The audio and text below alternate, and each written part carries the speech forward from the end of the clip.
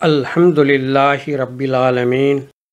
அஸ்ஸலாத்து வஸ்ஸலாமு அலா ரசூலிஹி வ ஆலிஹி வ அஸ்ஹாபிஹி அஜ்மாயின். வானத்து பாதைகள்.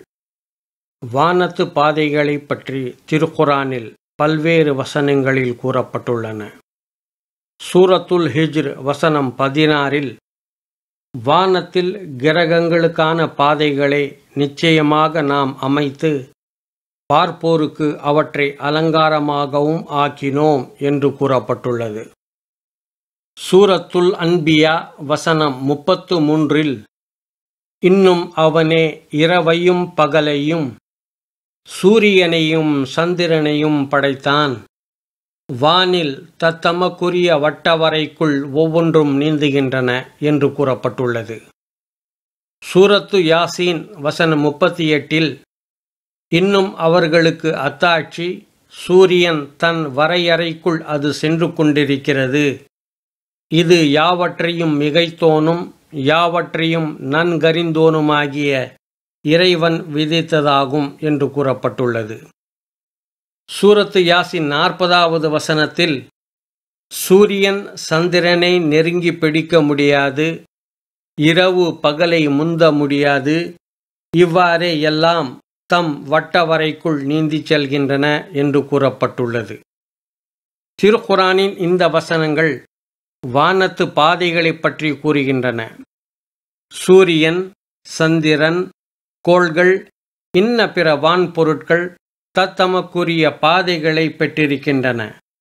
யாவும் இயக்க நிலையிலேயே இருக்கின்றன. ஒன்றை ஒன்று முந்துவதுமில்லை, ஒன்றை விட்டு ஒன்று விலகுவதும் இல்லை. யாவும் ஒழுங்காக சுற்றி வருகின்றன. இந்த அறிவியல் உண்மைகளைத்தான் இந்த வசனங்கள் வெளிப்படுத்துகின்றன. இதில் ஆச்சரியமான விஷயம் என்னவென்றால், 1400 ஆண்டுகளுக்கு முன்பே சூரியன், சந்திரன் மற்றும் கோள்களின் இயக்கங்கள் பற்றி அறிவியல் பூர்வமாக திருக்குரானில் கூறப்பட்டிருப்பதுதான். பண்டை காலத்து மக்கள் பூமி தட்டை வடிவமானது என்றும் அது ஆடாமல் அசையாமல் ஒரே இடத்தில் நிலையாக நிற்கிறது என்றும் கூறினார்கள். சூரியனும் சந்திரனும் பூமியை சுற்றி வருவதாகவும் கூறினார்கள். கிமு 3ஆம் நூற்றாண்டில் வாழ்ந்த அரிஸ்டாட்டில் என்னும் வானசாஸ்திரி சூரியன் நிலையாக நிற்கிறது என்று கூறினார். உருண்டை வடிவமான பூமிதான் சூரியனை சுற்றுகிறது என்றும் கூறினார்.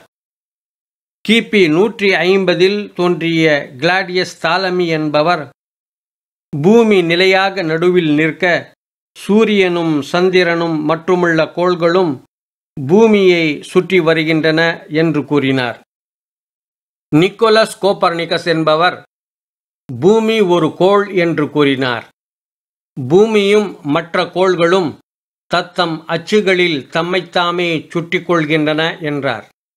மேலும் அவை யாவும் நடுவில் உள்ள சூரியனையும் சுற்றி வருகின்றன என்றும் கூறினார். இந்த உண்மை 1543ஆம் ஆண்டில் வெளியிடப்பட்டது. கலீலியோ பூமி சூரியனை சுற்றுகிறது, இரண்டும் தம்மைத்தாமே சுற்றி கொள்கின்றன என்னும் உண்மையை உலகுக்கு அளித்தார். இந்த உண்மையை கண்டறிய அறிவியல் அறிஞர்களுக்கு பல நூற்றாண்டுகள் பிடித்தன. அதைப் போலவே வான் பொருட்களின் சுற்றுப்பாதைகளை பற்றியும் பல்வேறு கருத்துக்கள் நிலவின. கோபர்னிகஸ் கோள்கள் சூரியனை சுற்றி வரும் பாதை வட்ட வடிவமானது என்று கூறினார். ஆனால் கெப்லர் என்னும் ஜெர்மானிய வானியல் அறிஞர் கோள்கள் நீள்வட்ட பாதையில் சூரியனை சுற்றி வருகின்றன என கண்டறிந்து கூறினார். சூரியன் சந்திரனை நெருங்கி பிடிக்க முடியாது, எல்லாம் தத்தம் வட்டவரைக்குள் நீந்திச் செல்கின்றன என்கிறது திருக்குரான். இதை பற்றியும் அறிவியல் அறிஞர்கள் ஆராய்ந்திருக்கிறார்கள். இந்த அற்புதம் எப்படி நடக்கிறது என்பதையும் கண்டறிந்திருக்கிறார்கள். அதற்கான அறிவியல் விளக்கத்தையும் கூறியிருக்கிறார்கள். பிரபஞ்சத்தில் உள்ள ஒவ்வொரு பொருளும் ஒன்றை மற்றொன்று ஒரு விசையுடன் ஈர்க்கும் ஆற்றலை பெற்றிருக்கின்றன. இந்த ஈர்க்கும் ஆற்றல் அப்பொருட்களின் கனத்தையும் அவற்றுக்கு இடையேயுள்ள தூரத்தையும் பொறுத்து அமைகின்றன.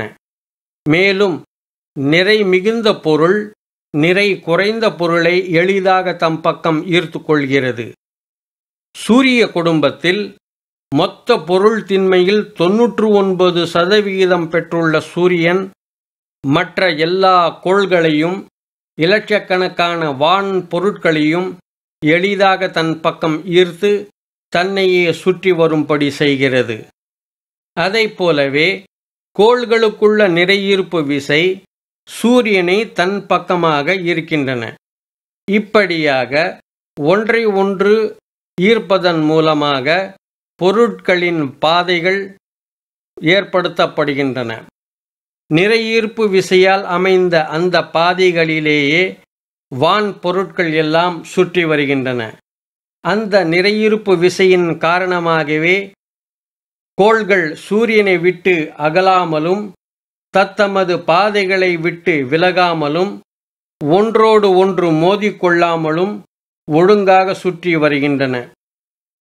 இதுதான் அறிவியல் அறிஞர்கள் கண்டறிந்த உண்மையாகும்.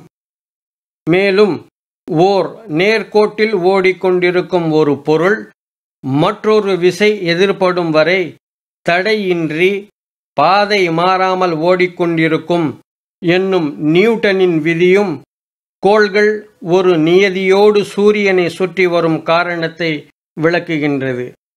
இந்த அறிவியல் உண்மைகளைத்தான் திருக்குரானின் வசனங்கள் வெளிப்படுத்தியுள்ளன, அதுவும் 14 நூற்றாண்டுகளுக்கு முன்பே.